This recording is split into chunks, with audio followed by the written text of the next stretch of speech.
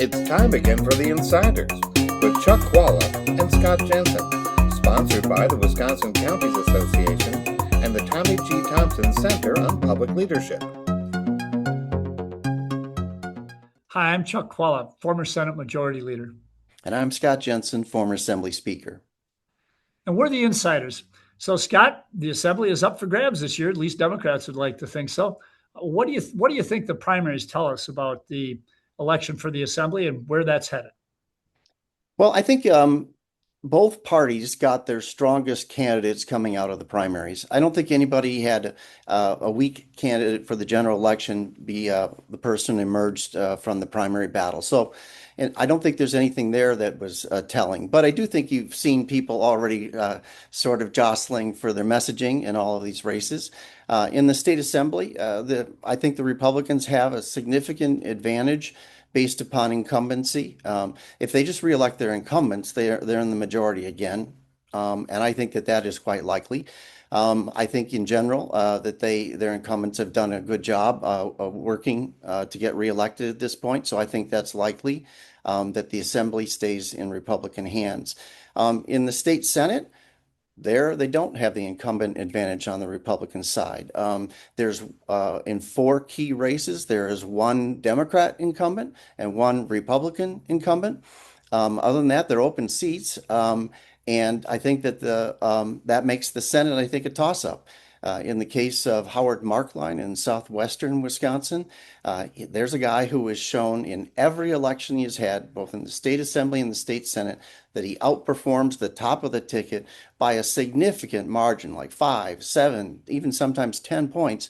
I expect that he's going to win again. He's an extraordinarily hard worker. And I noticed that the Democrats spent an awful lot of money in the primary to make sure that Jenna Jacobson won there. She won with like 50-some% of the vote in a 3-way race, but they spent like $250,000 in that state Senate race in the primary to make sure that she was made it through there. In the other key race in the state Senate, incumbent Jeff Smith is running for re-election. And I think he has an incumbent advantage, no doubt about it, but I think he made a mistake towards the end of this session. He has been carefully crafting I have voted for bipartisan budgets that Tony Evers has put together, and then he votes against the bipartisan affordability package that Tony Evers put together. That was a mistake. It's malpractice on the part of the Senate Dem leader. She didn't need him to cast that vote against the affordability package, but she told him he had to do that. That is bad leadership on her part. They should have let him continue with his, oh, hey, I vote with Tony Evers. I'm a bipartisan kind of guy. I think he lost that message there. So I think the Senate is a toss-up. The state assembly, I think, favors the Republicans due to incumbency.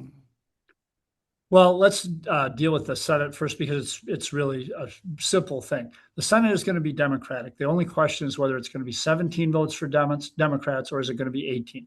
And the only seat that's really in question here, and I don't think it's that much in question, is indeed the Marklein seat, as Scott points out. The problem that Marklein has is the same problem that all Republicans are going to have in the state. This year is going to be a very big Democratic year. The generic ballot is strongly. It is a gubernatorial year, but Marklein's always up in a gubernatorial year, so we got to give him that. But here's what happened. Scott wonders why the Dems spent so much on Jenna Jacobson. What they did, they were smart. They went in and defined her before the primary. It was not to get her through the primary, although it had that positive side effect. But what it did is it defined Jenna Jacobson. I have had people tell me that, who's this Jenna Jacobson? Boy, she's great. Is she in my district? Can I vote for her? They did a great job of defining Jenna Jacobson in a positive way. And by the way, this is a different district that Marklein is running in. There's some additional Democratic territory in Dane County that he hasn't faced before. So I think you take all of those factors into account. And I think it's going to be a strong Democratic year. You know, if the Democrats win at the top of the ticket, Marklein, these are races where Marklein will lose, even though he does run ahead of the top of the ticket. I give him that credit, just as I do with Rebecca Cook in the congressional seat against Van Orden. But let's turn to the assembly, where really we should probably pay more attention. Scott is right that you need to look at individual races and then, of course, the overall context we're running in. Democrats were fortunate, not just fortunate, they actually made sure that that the Ortiz Velez, who's been a real thorn in the side, there were some threats about going after people, shooting people. They got rid of her in the primary. That would have required them to gain another seat because if she didn't vote with the Republicans to form the leadership, she was going to be a pain in the side. So that's done. The other thing is, Scott's right to point out that incumbents probably still have a little bit of advantage, although I don't know in this year. But the biggest issue there is that Dean Calvert, who's been around forever, left the legislature, was a mayor over in Neenah, came back. He is not running this year. And I think that's the canary in the coal mine. I think Dean knew it was time to leave. That seat will go Democratic. It's a strong Democratic seat. So now you're down to 4 seats. And I think that the Democrats, with the type of year it's going to be, will win. And why is that? Here's the thing that people need to understand. The farther down the ballot you go, the more these races become statewide or nationalized. And these assembly races will be fully national. And by the way, we also have this phenomenon going on where things are nationalized because of what's happening with Donald Trump. Donald Trump has broken his own brand. And with that, he has broken the Republican brand. Look at the polling nationally about where Donald Trump is. I think that if you want to see what's going to happen, how the race will break as we approach November, look at how badly Trump's numbers are. If those numbers remain where they are or anything close to it, this is going to be a really ugly year for Republicans. And affordability is the issue. And never have you had something as visible as gas prices that are on every street corner, wherever there's a gas station, telling you Donald Trump failed with the Iran war. And so did your other Republicans down the ballot. That's what's going to happen this year. The Assembly and the Senate will be Democratic. The Assembly will have probably a pretty tight margin, but they will be Democratic and be able to function as a working majority.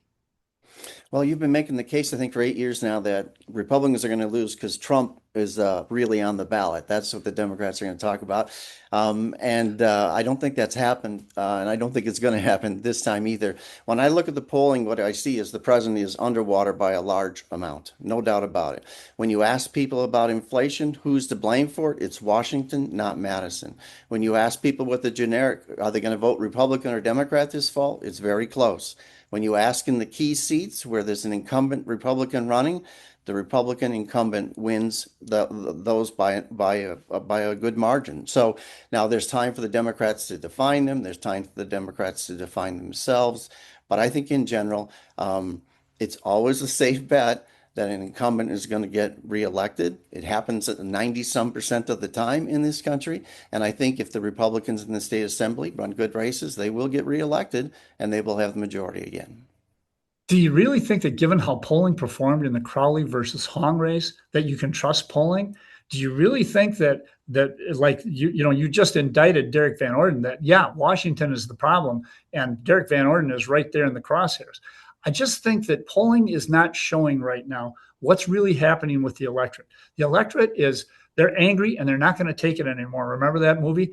I really think that this is a different year. It feels much more like 2010, where the bottom dropped out for Democrats just in the last couple of months. I think we're in a position where that's likely to happen, but we will find out on Election Day. We certainly will. We'll see you next time.